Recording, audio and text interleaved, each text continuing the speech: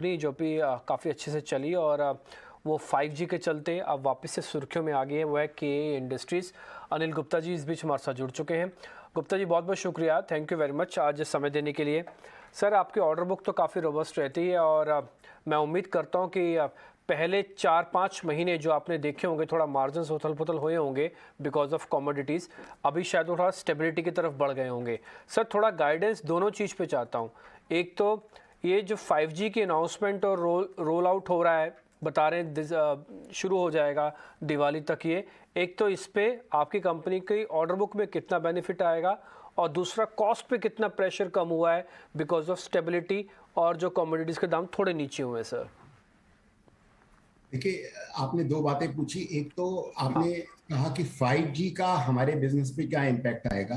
देखिए, हमारी company electrical cables बनाती है, तो 5G के लिए जितना भी ये टावर इंफ्रास्ट्रक्चर बन रहा है या जो डेटा सेंटर्स बन रहे हैं, उसमें इलेक्ट्रिकल केबल काफी बड़ी मात्रा में यूज होती है और वहां पर डिमांड का जो है परसेप्शन बहुत ज्यादा है। और हम लोग ऑलरेडी 5G और 4G नेटवर्क में जितने भी ये टावर नेटवर्क हैं उसके लिए केबल पिछले बरसों से सप्लाई करते रहे हैं।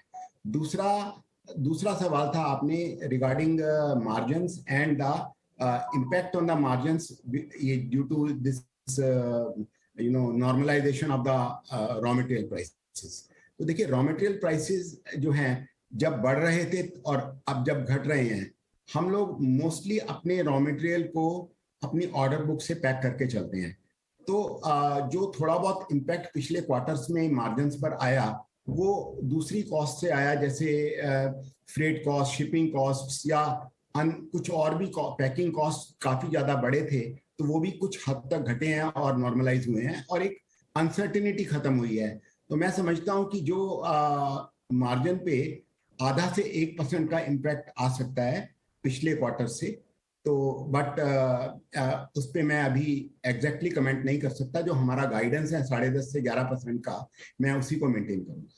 Alright mister Gupta, good morning. दो चीज़ें आपसे समझना चाहूँगी, एक तो प्राइसिंग स्ट्रैटेजी और डिमांड सिनेरियो। Q1 FY23 में कॉपर और एल्यूमिनियम की अगर बात करें, क्यू ऑन क्यू बेसिस पर 20 to 30% के डाउन ट्रेंड्स यहाँ पर देखने को मिले हैं।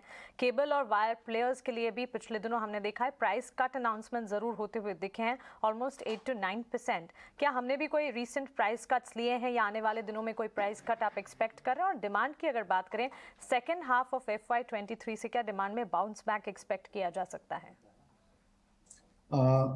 सबसे पहले मैं प्राइस की बात करता हूँ। कॉपर और एल्युमिनियम के प्राइस या दूसरे मटेरियल्स के प्राइस घटने से हमने भी प्राइस कट्स किए हैं। जितनी भी हमारी रिटेल की जो लिस्ट प्राइसेस हैं वो रफली 9 से 10% के करीब घटी हैं पिछले 3 से 4 महीनों में। और जहां तक केबल्स का सवाल है, केबल्स तो जब हम कोट करते हैं या जब भी हम ऑर्डर बुक करते हैं तो उसको उस वक्त के रॉ मटेरियल प्राइसेस से एडजस्ट करते हैं। तो जो प्राइसिंग का जो ऊपर या नीचे जाना है वो कंटिन्यूसली कस्टमर्स को पास ऑन किया जाता है। अब दूसरी बात है डिमांड की। मैं डेफिनेटली ये एक्सपेक्ट करता हूं कि जो सेकेंड हाफ है इस ईयर का, उससे डिमांड में काफी ग्रोथ आएगी। उसका मेजर कारण है जो गवर्नमेंट ने जो इंफ्रा पाइपलाइन खोली है, जो इंफ्रास्ट्रक्चर प्रोजेक्ट्स हैं, उनमें काफी तेजी से टेंडर्स आ रहे हैं और मैं समझता हूं उसकी वजह से इंडस्ट्री को डिमांड काफी तेजी से देखने को मिलेगी। और दूसरा है जो ये जो पॉलिसी इश्यूज आए हैं, जैसे PLI स्कीम्स या जो इंडस्ट्रियल सेक्टर्स को जो पुश दिया है इन्वेस्टमेंट का, उसमें भी सेकंड हाफ से बहुत से कॉर्पोरेट्स इन्वेस्टमेंट पाइपलाइन को खोलेंगे। बिल्कुल, ये बहुत आपने इंटरेस्टिंग पॉइंट बताया और बहुत ही स्ट्रॉन्ग पॉइंट बताया अनिल जी कि ये तो इंडस्ट्रियल सेगमेंट से जो बड़ी डिमांड, उसके चलते आप पेंट अप डिमांड देखेंगे आपके सेगमेंट में भी। आपका बड़ा मार्केट शेयर है Anil ji, second largest market share KI industries का है।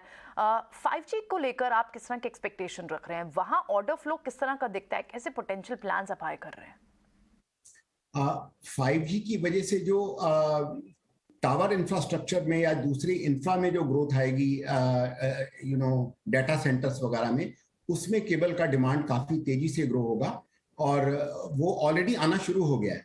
और जहां तक डायरेक्ट फाइबर नेटवर्क का सवाल है, उसमें हमारी कंपनी काम नहीं करती है, बट इलेक्ट्रिकल केबल के नेटवर्क में हमें, और उससे जो स्प्रेड आउट इन्वेस्टमेंट्स आएंगी 5G से दूसरी इंडस्ट्रीज में या जहां पर भी, तो कोई भी बिल्डिंग बनती है, कोई भी डाटा सेंटर बनता है, कोई भी इंफ्रास्ट्रक्चर बनता है, उसमें इलेक्ट्रिकल केबल तो एक मस्ट होता है। उसके बिना वो प्रोजेक्ट पूरा नहीं होता, चाहे वो इंडस्ट्रियल प्रोजेक्ट हो, चाहे इंफ्रा हो, कोई मेट्रो हो या रेलवेज हो, या even the overhead to underground lines जो हैं, जो हाईवेज के साथ आ रही हैं, जो हाईवे बनने से अंडरग्राउंडिंग हो रही है केबल की, वो भी एक बहुत बड़ा सेक्टर है जहां हमारी कंपनी केबल सप्लाई करती है।